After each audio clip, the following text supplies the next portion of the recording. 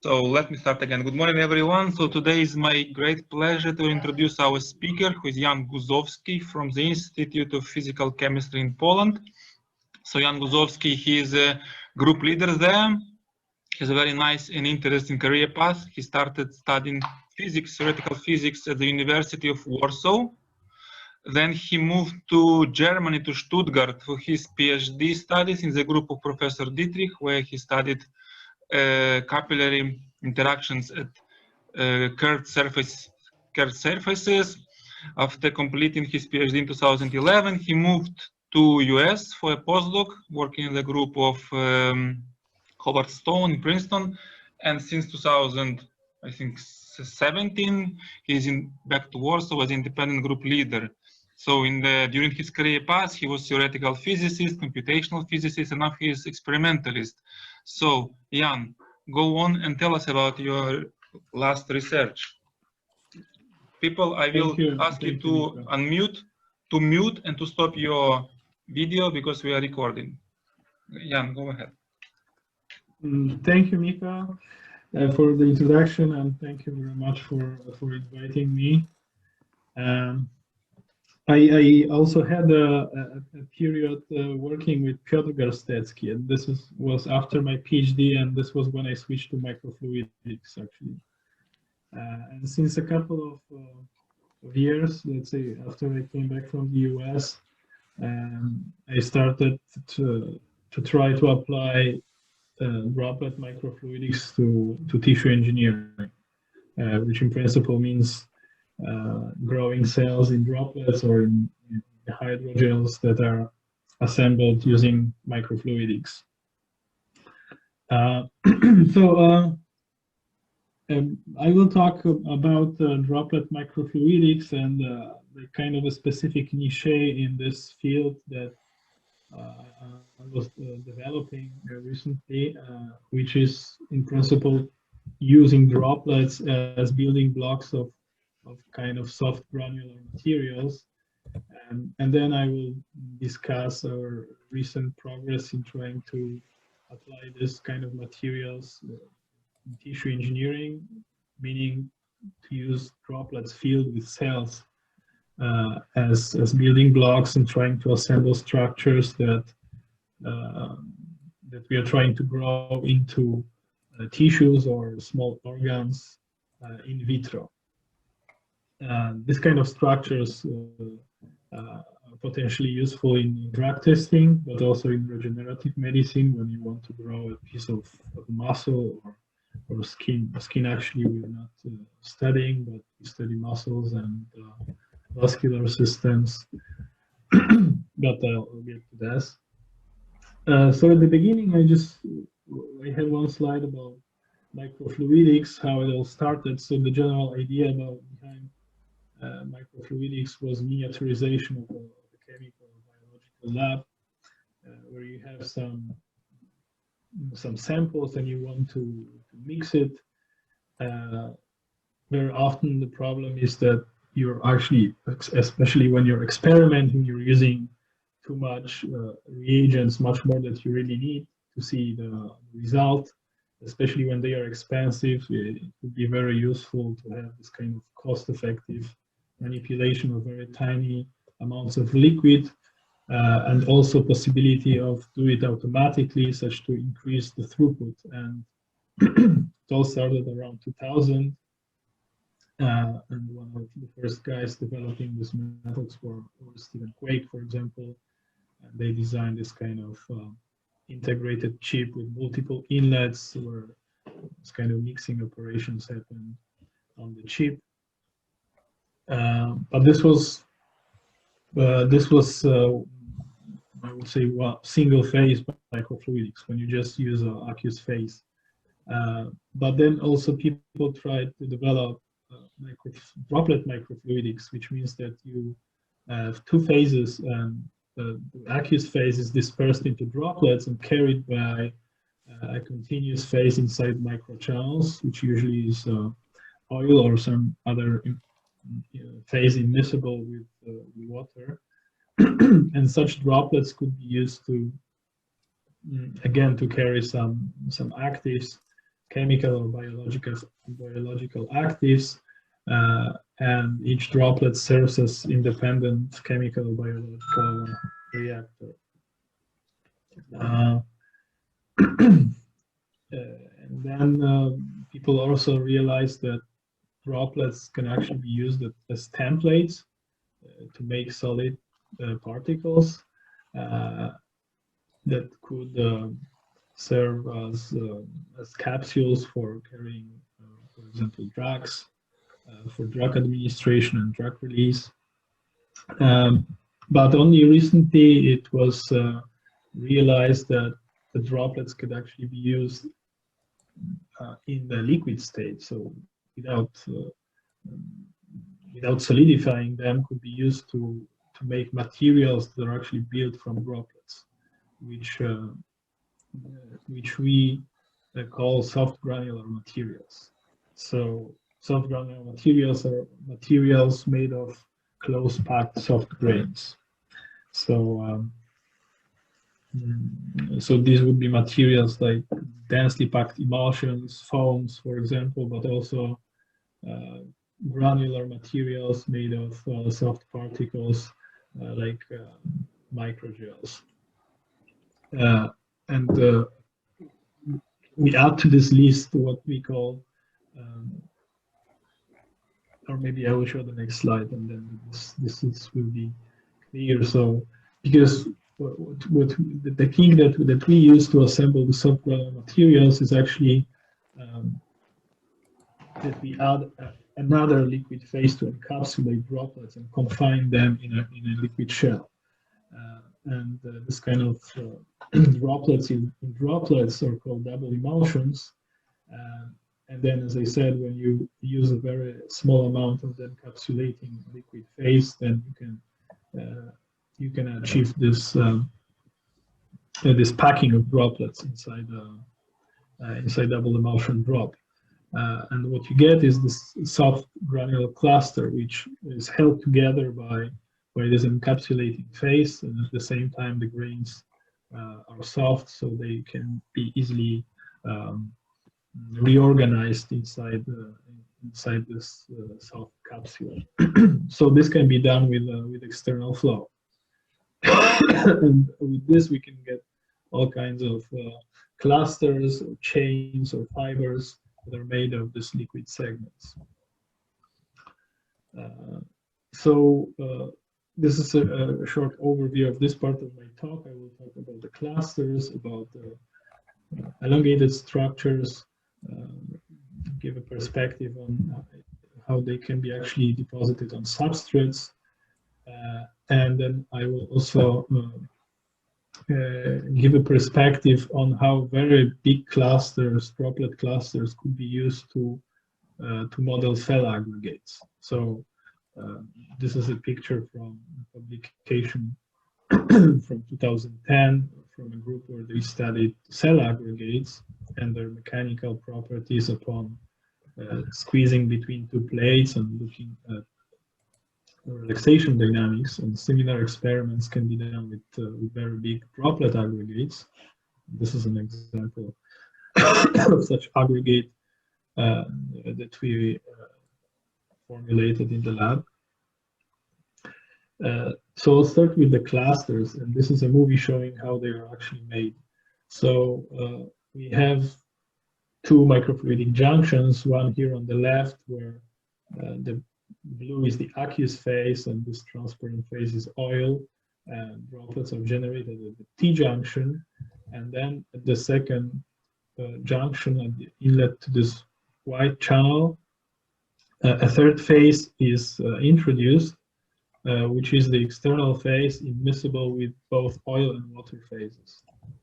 And this is what happens. So the droplets travel downstream, and then they kind of get encapsulated in a drop of oil, and then are carried away by the external flow.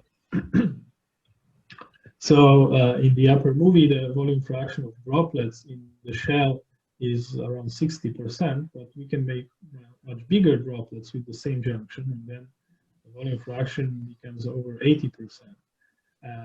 And the effect is that, so we keep the external flow rate the same. The only thing that we change is the volume fraction, and the droplets do not rearrange. So you can see that they keep this linear arrangement and just are carried away as kind of short rods. And this kind of rods are slightly elastic and keep the linear arrangement because the capillary forces owing to packing of the droplets give rise to this elasticity. So as I mentioned, with increasing volume fraction, we go from clusters, I would say like loose clusters, where the outer shape is spherical because of the encapsulating drop, to this irregular shape in which the internal droplets are crowding to the situation when we actually don't have any droplet rearrangements and we see these rods.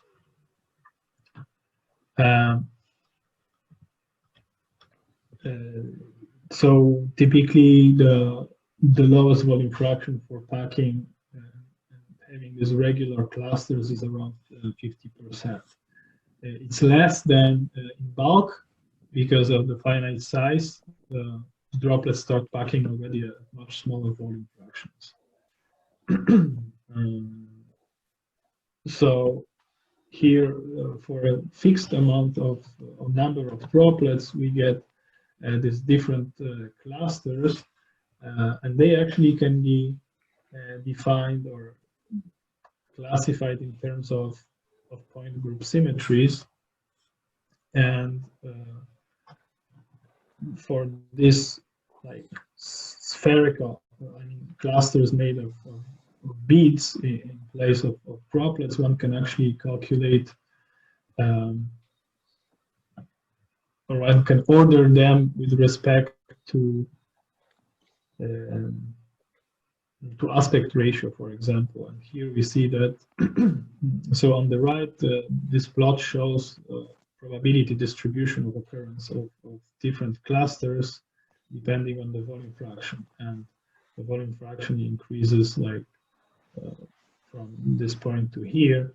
So with increasing volume fraction, the peak of distribution shifts from these more compact clusters to more elongated clusters. Maybe for this most elongated, we have like very clear distribution with a sharp peak, but for this intermediate ones, it's always pretty stochastic. So there is some immanent stochasticity in the system that we never know what exactly cluster we get. And every other droplet is slightly different. So usually keep the number of droplets, but how they arrange is not fully deterministic. Or maybe it is deterministic, but there is this. Well, I think there is like hydrodynamic chaos in the system. So it's unpredictable. And now about the elongated structure. So we previously already showed these rods, and now let's increase the frequency of generation of droplets. When we increase the frequency of generation of droplets, we get longer and longer sticks, because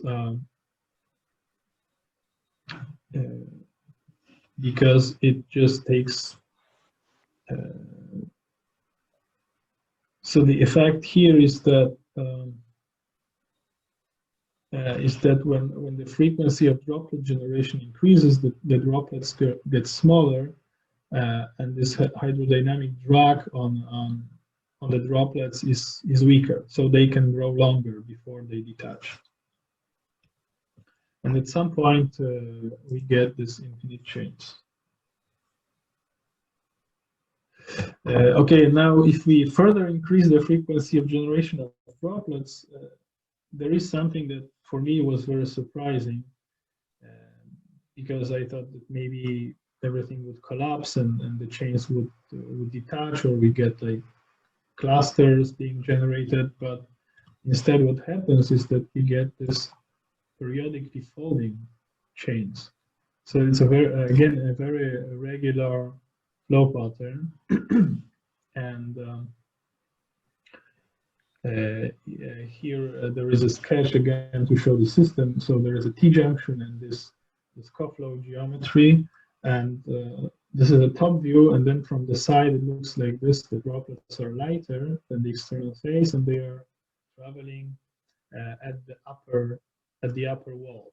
So that's why it's like quasi 2D system, because the droplets are confined to travel along the upper wall.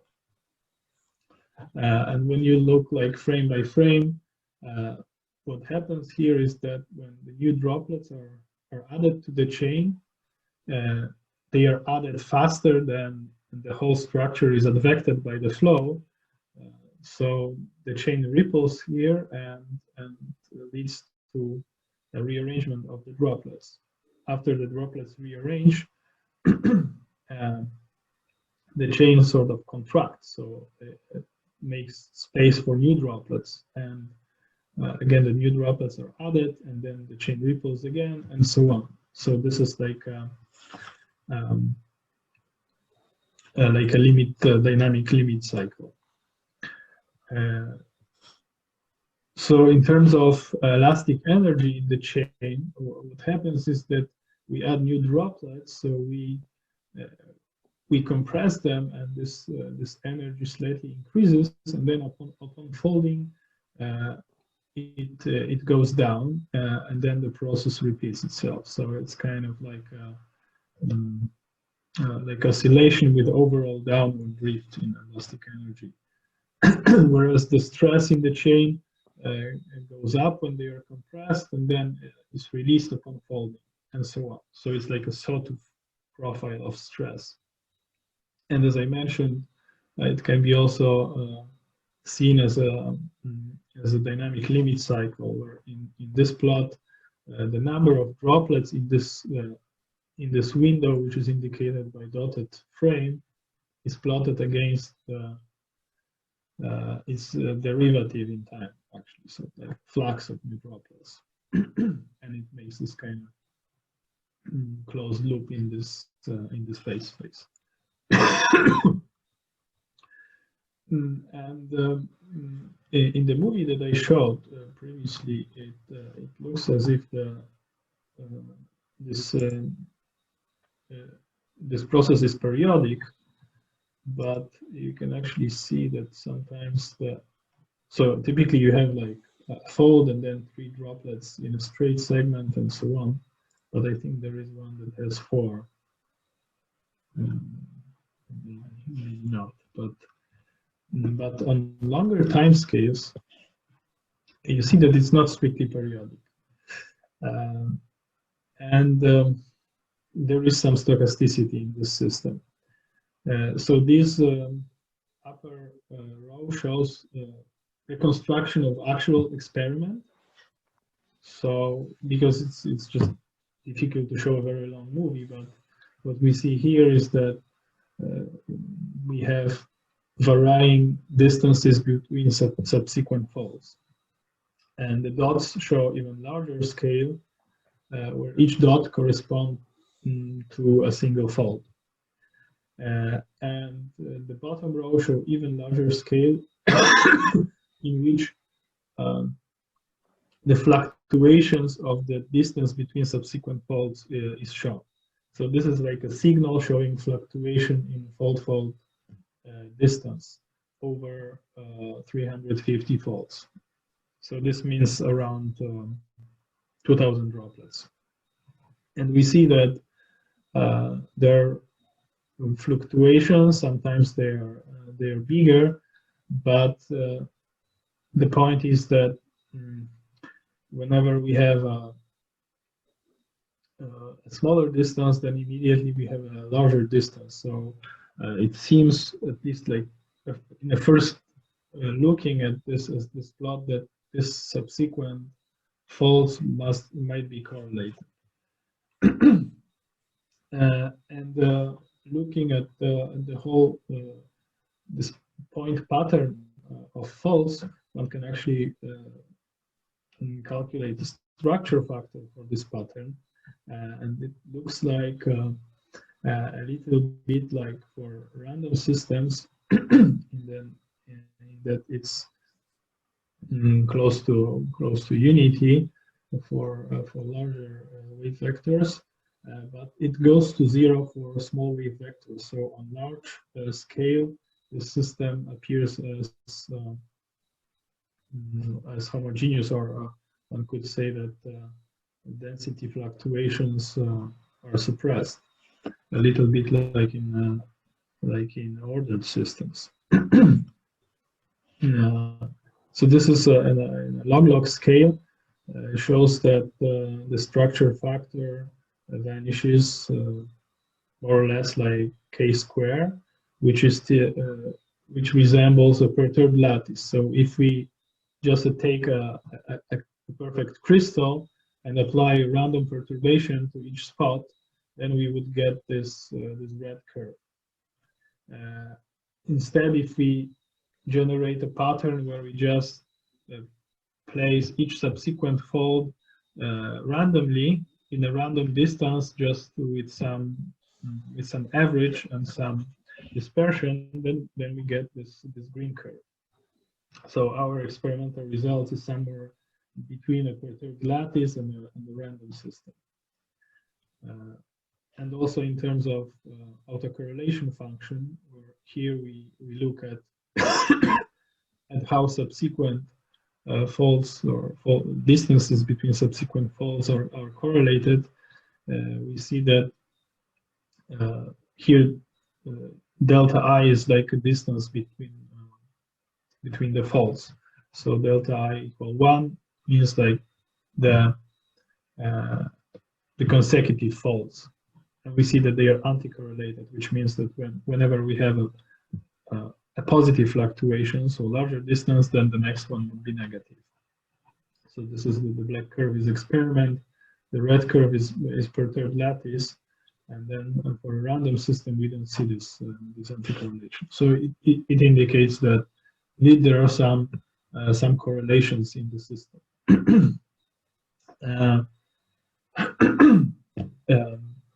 And we developed a model which in principle the starting point for the analysis is how the strain in the chain develops over time. So after each generated droplet. So here the small n numbers the consecutive droplets and L is a length of the generated structure. And then we assume that each droplet is generated a little bit faster than the droplets are advected. So each droplet contributes a compressive strain to the chain. And this strain is plotted here, and it increases with each droplet until it reaches a threshold when we get this rearrangement, this fold. And then we assume that with each fold, the strain drops by a fixed quantity, and here it's just normalized to unity. So, so the black line actually shows the expected strain over time, or actually it's not over time, but with the length, with the generated length of the chain. So we get this kind of sawtooth profile that we expected just looking at the experiment. And with this recipe that I just mentioned, how we calculate the strain, it can also be shortly written like this, where these brackets indicate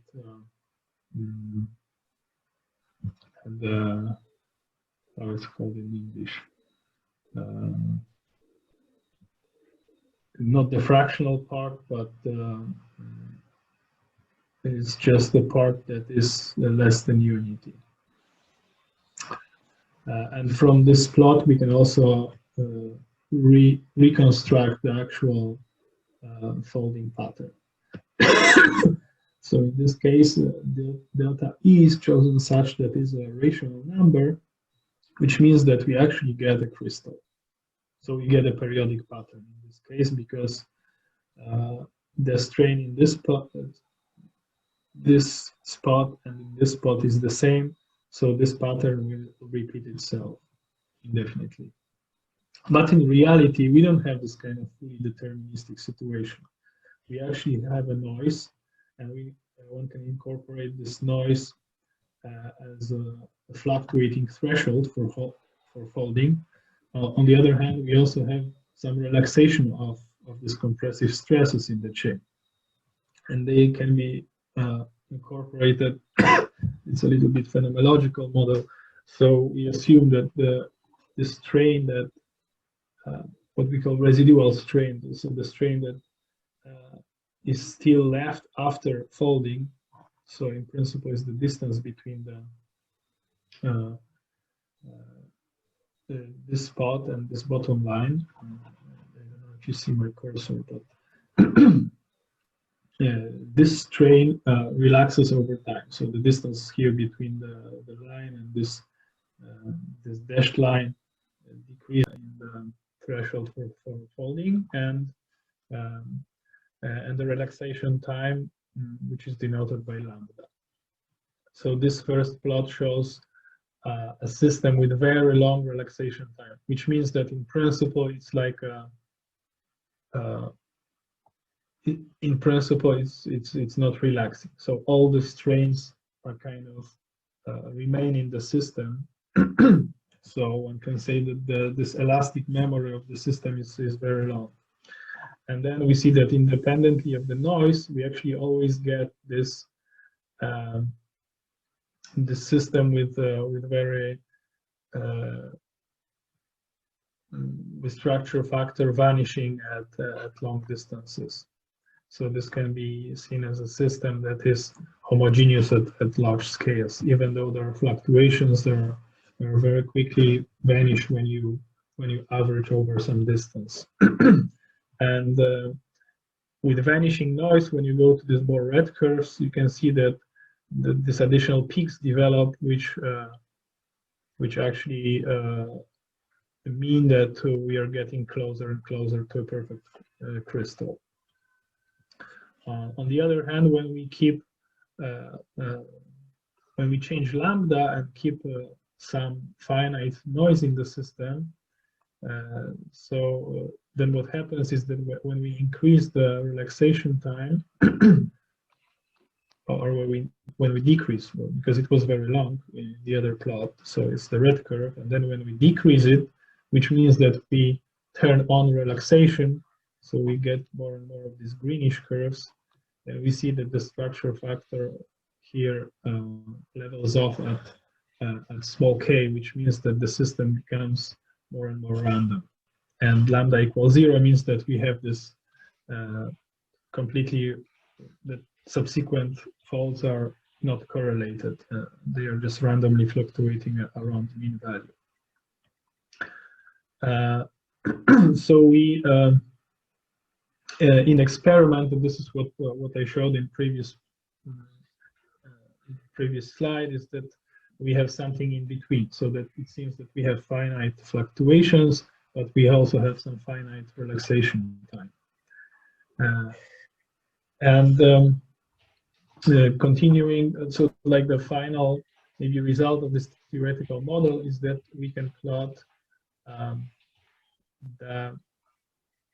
we can feed the structure factor at small k, and this with this formula with some constant plus a power law, and this constant indicate or approximates structure factor at k equals 0, so at infinite distances. And then this S0 here is plotted as a function of relaxation time and noise amplitude. And large values of S0 means that the system is disordered, whereas small values means that it's ordered. So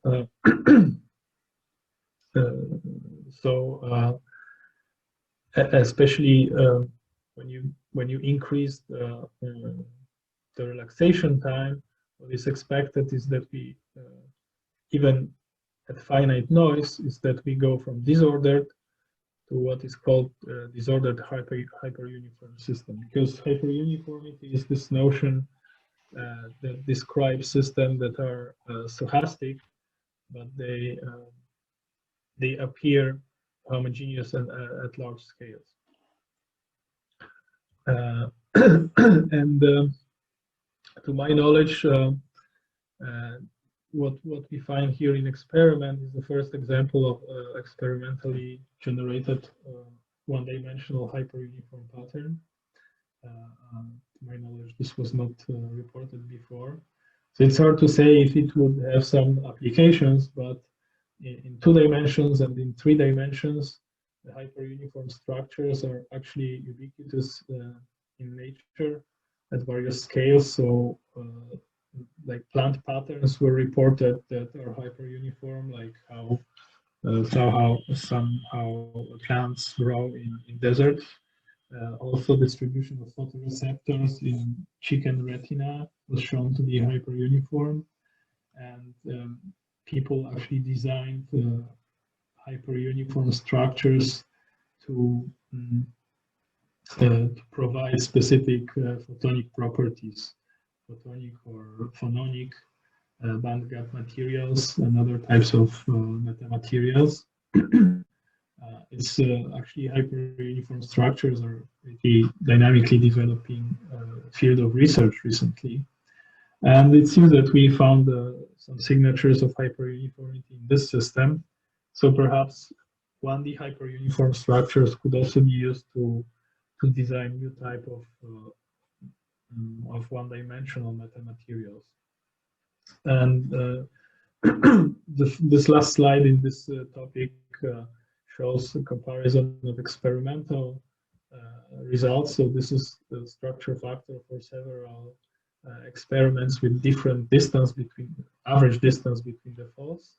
And this is the corresponding theoretical curves in which we correspondingly fit the relaxation time and the noise amplitude. And we can see that we are here, these white dots in the insets, they show this fitted values of noise and relaxation time. And we are here somewhere on the border between this hyperuniform regime and this purely random regime.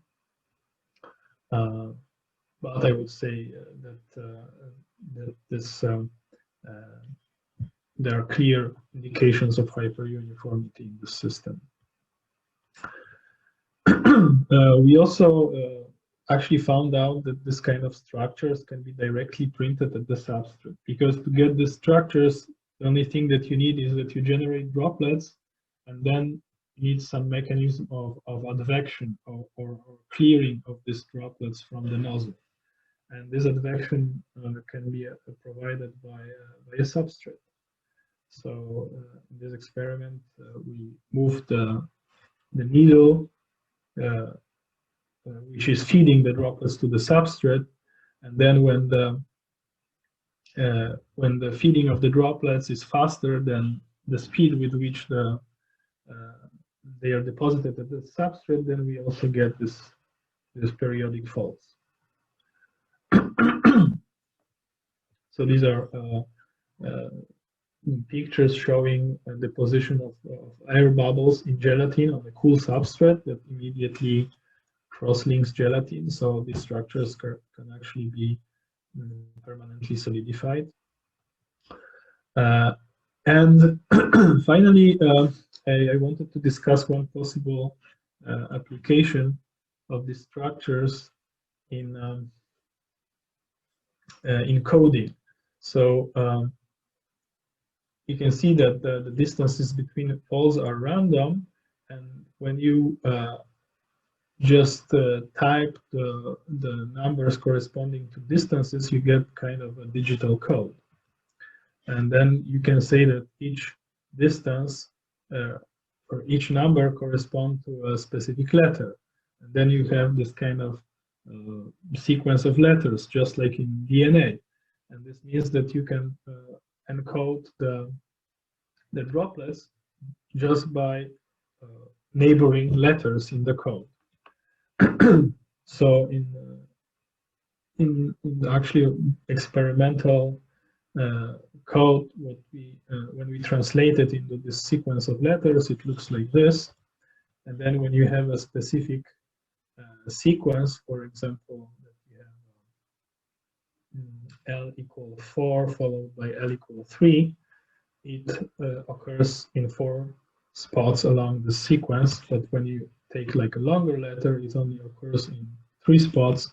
And then when you take a sequence that looks like this, it's unique along the whole sequence. So one can identify the regions in the sequence just by identifying like local words, where words are made of these short sequences of letters. And this is a quite unique new idea for labeling droplets, because if you put different actives in droplets and then want to see, for example, run a biological reaction and then want to identify the droplets, you need some kind of a label. And there were propositions in which you inject dyes in the droplets, or you inject some particles with some barcodes. But instead of injecting anything, one can just arrange them in these patterns and identify them based on this local pattern. So we actually submitted this as a patent application this year. Okay, I have a few slides about these large aggregates, but the time is running out, and I still want to say a few words about these applications in tissue engineering. So maybe I'll skip that. I can just show you these movies where you can see very large droplet aggregates relaxing under surface tension of the shell. This is the bright field mode, and this is in fluorescent mode. So it is quite interesting here. It seems like in the fluorescent mode, we just see the droplets on the surface of the aggregate.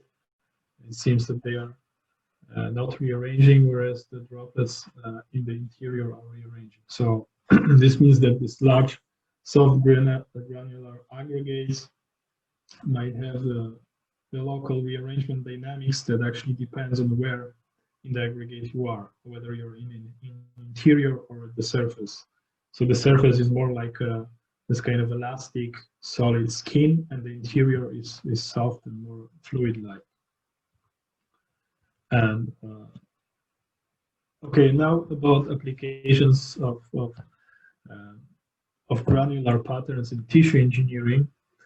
So what one can do, one can make like a clusters of bubbles using solid cross-linkable material as a carrier phase, and then you end up with some porous beads that then you can use as scaffolds or sponges for seeding cells, or you can encapsulate cells directly in droplets and then solidify them into microgels and then reassemble into clusters using this double-emulsion approach.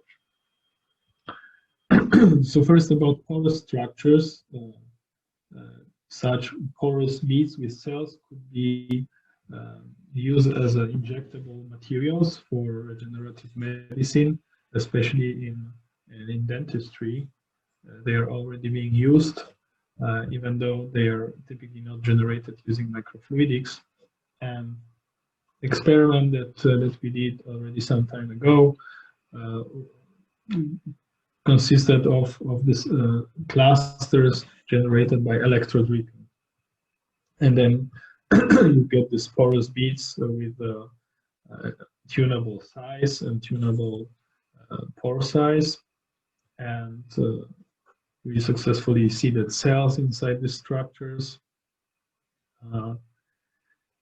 We also generated larger porous structures, and here is a system which shows that you can, in time, on demand, control the size of the generated droplets or bubbles. And when you deposit this bubbly foam on a substrate, layer by layer, then you can get this very nice continuously graded porous materials. And now switching to materials made of cross-linked droplets, and they can be used to encapsulate cells and then make the small aggregates of cell-laden beads. And such structures could be used to model small organs, such as, for example, pancreatic islets, in which are built of like segments filled with different cells, or they could be used to make small artificial tumors for drug testing. They could also be used to study or to generate beads with endothelial cells as a kind of seeds for outgrowth of capillary vessel to study vascular network formation in vitro. So this is how we generate beads. We just make droplets for gelatin or cross-linkable derivative gelatin, which is gelatin methacrylate. They are typically around 200 microns in diameter, and then they can be coated with cells, here with endothelial cells that are express green fluorescent proteins. And we can also make beads already with cells inside, and here we show these tumorigenic hepatocytes in the bead covered with endothelial cells, which kind of simulates vascularized microtumor. And these pictures show that indeed we observe this structure. These capsules seem like they kind of explode because actually these tumorigenic cells grow very fast and proliferate such that they outgrow these hydrogel capsules. And this movie shows that we can use this double emulsion approach actually to make hydrogel clusters as well.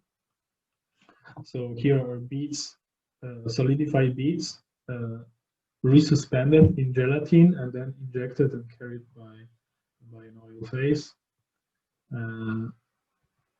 And again, we can make clusters with different number of encapsulated beads. So these are some results of how one can inject this concentrated bead suspensions on the chip, but I'll skip this.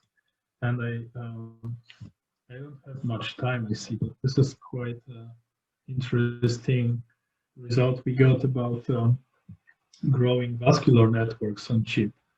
So maybe I skip this and I just show you here the beads that were suspended in external hydrogel. So these are beads coated with endothelial cells and suspended in external hydrogel matrix. And after a few days, you can see that they develop this finger, these sprouts that go out. So these are structures actually made of cells. And this is a time-lapse movie showing how these structures develop over time. So the whole movie takes like a few seconds, but the actual elapsed time is 50 hours.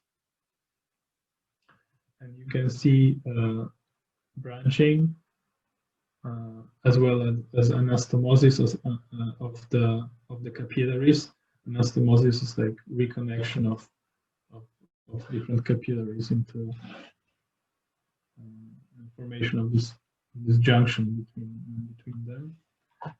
This is another movie a little bit close up. So when you look at this spot, you see again this anastomosis and reconnection of capillaries. And same here.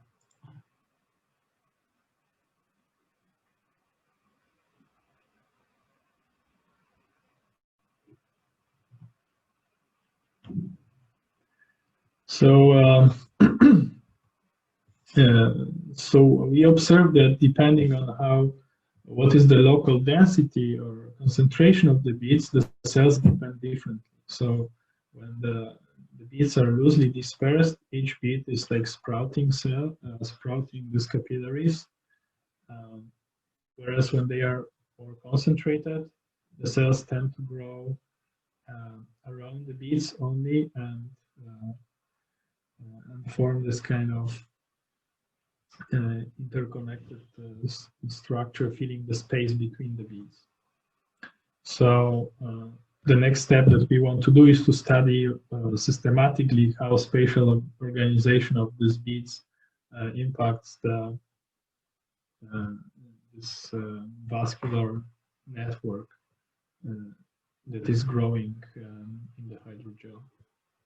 And we designed two types of chips with traps for the beads, so that the beads just get into spaces that in the pre-designed spots. And we managed to trap the beads in these spots.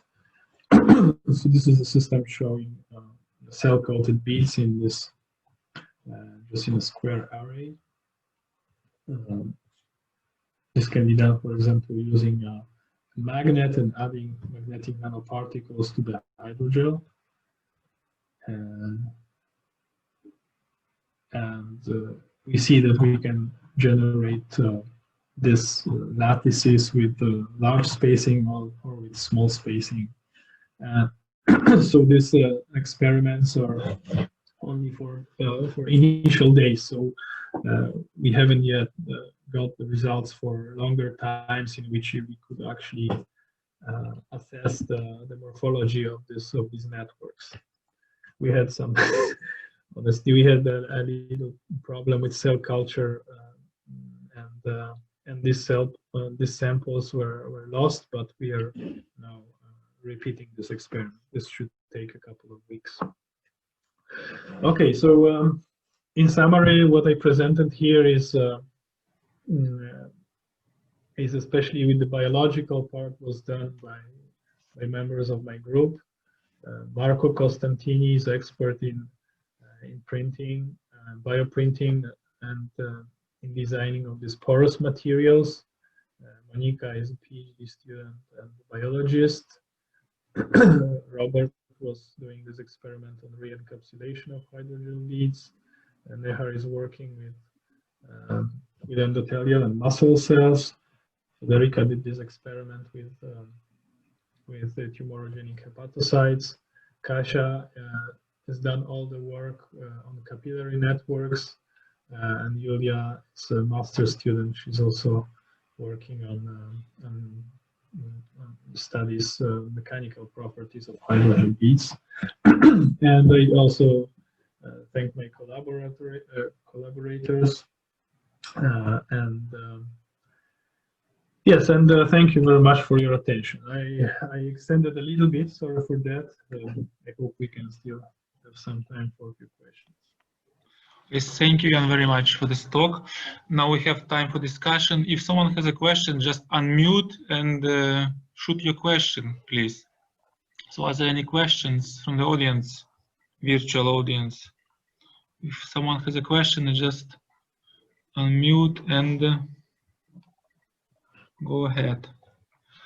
Maybe as people have questions, I can ask one. Yes?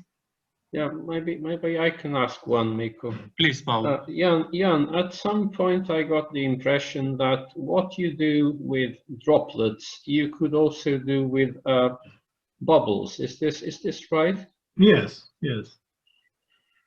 Okay, but you work mostly with droplets yourself.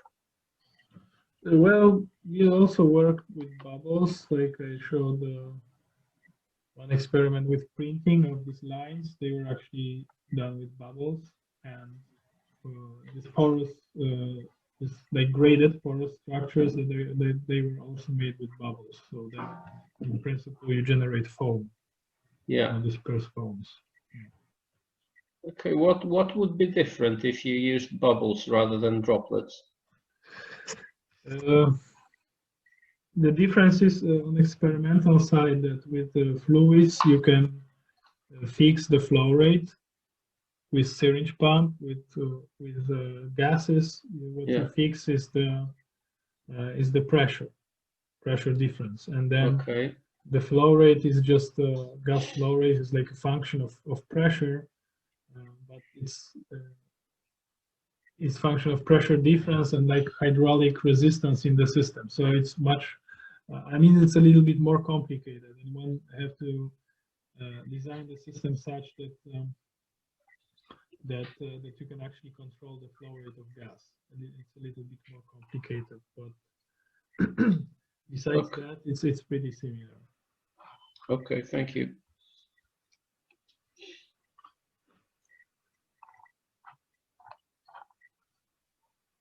Okay, maybe I can ask one question. So in this tissue engineering part, in your beads, so they are solid porous beads and the cells are inside, or they are on the surface? I didn't understand. So your cells are the beads are made of gelatin. So they are we use gelatin because cells like to adhere to gelatin. So the beads are coated with cells. Okay, so I confused with that earlier part where you showed these porous sponges. Okay. Yeah. So the hydrogel is porous also, but a nanosphere, which is good because it allows. So and then your general, like a big idea to make a tissue. You want to make tissue in vitro, or you want to inject the suspension into a muscle or into another organ? So there are recently we focus more on making beads with cells already inside, so that the cells can grow into clusters. And if you use cancer cells, in principle you get like a microtumor that you can use for drug testing. Or when you put the cells, like endothelial cells, on the surface of the beads, you can get this seeds from which the cells sprout and form these vascular networks. And this is a nice system for studying the dynamics of development of vascular networks in vitro. There was, I mean, this kind of angiogenic bead assays were invented in the 90s, but we want to do it systematically to study like interaction between different beads based on this chip with traps, this spatial distribution of beads. And we also recently started collaborating with Piotr Szymczak and his student in Warsaw University. I don't know if you know Piotr Szymczak. He's also a computational physicist and statistical physicist, and they developed this model of growth of vascular network. It's a two-dimensional model, but but we have some interesting results. It's like a Laplace growth model. I see. So the vessels in their case are one-dimensional, and this whole system is two-dimensional. But they assume something about diffusion of growth factor and oxygen in the system, which is something that we also have in our system. So we hope that we can make a comparison of on how this networks develop dynamically. Well, we have our system is nice that we can also kind of isolate single beads and study the networks in very well controlled conditions. I see. Okay, understand. Are there more questions to Jan from audience or comments? Miko, can I ask another one? Please. Jan, this may be something that you said already and I missed because it came up about the time the meeting interrupted. But what kind of theory have you tried, if any, to do of these kinds of systems? Because basically, as I understand, what you have is soft blobs moving around, and they can deform, but they don't interpenetrate. Is this right? Have you tried to do any sort of modeling of the flow of these kinds of objects? No, I haven't. Now we have a collaboration with Professor Sauro Succi in La Sapienza, and they do lattice-Boltzmann simulations of this kind of very dense foams or emulsions. And it turns out that they can actually also do double emulsions, but but they simulate two-dimensional systems. So we make new experiments in which the system is like, you know, confined in like a Healy show in a slit. Yeah. Make it like quasi two-dimensional. This is pretty difficult to simulate because you have this it's like multi-scale, because you have very thin films between the droplets. Yeah. And then you also have the scale of the whole aggregate. And the drop, am I right that the droplets don't coalesce? The number of droplets is conserved throughout the process. Yes. Okay. They don't coalesce. There are these thin lubricating films between the droplets or bubbles that don't break. Okay. They are stable. I mean, they are stable also because we use a lot of surfactant. So the surfactant forms this kind of protective layer on the surface of the drops. But it also makes the system kind of also maybe difficult to simulate, because the surfactants, now depending on also composition of this continuous phase, they may lead to different type of interaction between droplets. Sometimes these droplets get adhesive, sometimes they don't, depending on what fluids we use. So there is also, in terms of surfactants, there is also something, you know, going on the nanoscale. Yeah, but what about equilibrium? Because I remember at the very beginning you showed some kind of a phase diagram in you know, this plot that where this plot, yeah, where you plotted the packing fraction along one axis and the number of droplets in the cluster along the other axis. Yes. That was from experiment, right? Yes. Okay, you haven't tried doing any theory of that, even equilibrium. Okay, so yeah, that one. So the crosses here on the left, right? They are from simulations, but they are not my simulations. And the simulations is, or maybe it's not strictly simulation, is a numerical solution for the problem where you have optimal packing of rigid spheres inside a sphere. Sorry, I missed that. There was some hiccup with sound. The packing of what? Sorry. Packing of spheres inside a sphere. Spheres inside a sphere. Yeah. So when you have like this kind of problem, that a question, when you have a fixed number of spheres. Okay. What is the most dense possible packing of this number of spheres in another sphere? Right. Sphere. Okay. Okay. And this is a non-trivial problem, especially when you increase the number of spheres. And there are some numerical solutions of this problem, and these are these crosses. Okay. So these crosses actually they show like a border of our diagram. So this pretty well agrees with the experiment, and but this means that the spheres are touching. So they're not deformed. Okay, so when you increase the volume fraction further, you must get some deformation of the spheres. Yeah. Okay.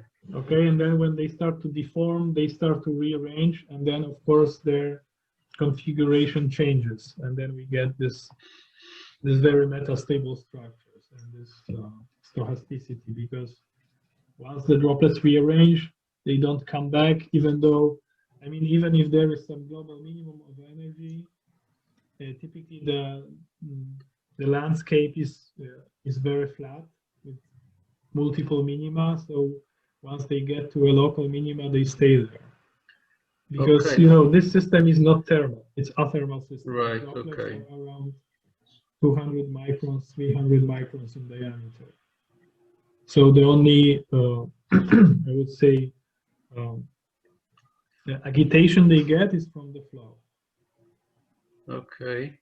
Okay, but sorry, when you say a simulation of spheres inside a sphere, you mean soft spheres inside a soft sphere, or soft spheres in hard rigid spheres? spheres in hard spheres. So it's not. It's more like a numerical problem, I think.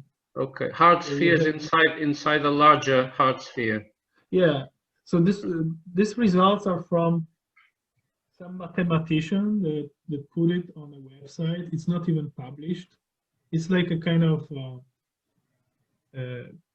publicly available results, but I don't know if it was ever approached. What would be if you had like soft spheres inside a soft shell? Cavity, okay, a soft cavity. I know that. Well, there were simulations done by Eric Lauga, I think, for rigid particles inside a droplet. So the shell is soft, but the particles are rigid. Okay. All right. So hard particles inside a soft shell. Yeah. Okay. And then, but then they run the simulation with some kind of annealing, so then you always get the equilibrium structure. So just a single one. Okay. So they didn't study this kind of metastability, but also maybe because the metastability is because we have soft cores as well. So. Right. Thank you. So other more questions? No, I don't see any questions. So let's thank Jan again, and then we can close this seminar for today. Thank you for your attendance. Bye bye. Thank you very much. Thank you, everybody.